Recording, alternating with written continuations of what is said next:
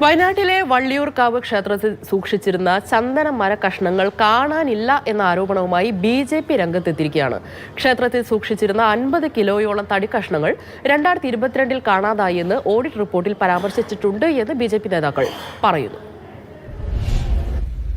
മലബാർ ദേവസ്വം ബോർഡിന് കീഴിലുള്ള മാനന്തവാടി വള്ളിയൂർക്കാവ് ക്ഷേത്രവുമായി ബന്ധപ്പെട്ടാണ് ആരോപണം.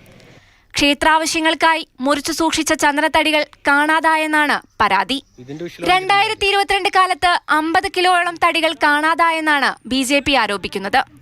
ഇക്കാര്യം ഓഡിറ്റ് റിപ്പോർട്ടിൽ വ്യക്തമാക്കിയിട്ടുണ്ടെന്നും പാർട്ടി നേതാക്കൾ ചൂണ്ടിക്കാണിക്കുന്നു. 2022 ഉത്സവകാലത്ത് ചന്തലേലം ചെയ്ത വകയിൽ 25 ലക്ഷം രൂപ ക്ഷേത്രത്തിന് ലഭിക്കാനുണ്ട്. വില്ലേജ് ഓഫീസർ വന്ന് വാലുവേഷൻ നടത്തി മുറിച്ച് സ്റ്റോർ റൂമിൽ ഏൽപ്പിച്ചിട്ടുള്ള ചന്ദനം ഇപ്പോൾ കാണുവാനില്ല. ഇതിനെതിരെ നടപടി എടുത്തിട്ടില്ലെങ്കിൽ ശക്തമായ പ്രതിഷേധമായി BJP മുന്നോട്ട് വരും. എന്നാൽ ആരോപണങ്ങൾ അടിസ്ഥാനരഹിതമാണെന്ന് ക്ഷേത്രം ഭാരവാഹികൾ പറയുന്നു. കഴിഞ്ഞ ദിവസം ഒരു ക്ഷേത്ര ജീവനക്കാരൻ മദ്യപിച്ചെത്തിയത് കൈയോടെ പിടികൂടിയതാണ് ഇപ്പോഴത്തെ പരാതികൾക്ക് പിന്നിലെന്നും ആരോപണമുണ്ട്. മാതൃഭൂമി ന്യൂസ്, വയനാട്.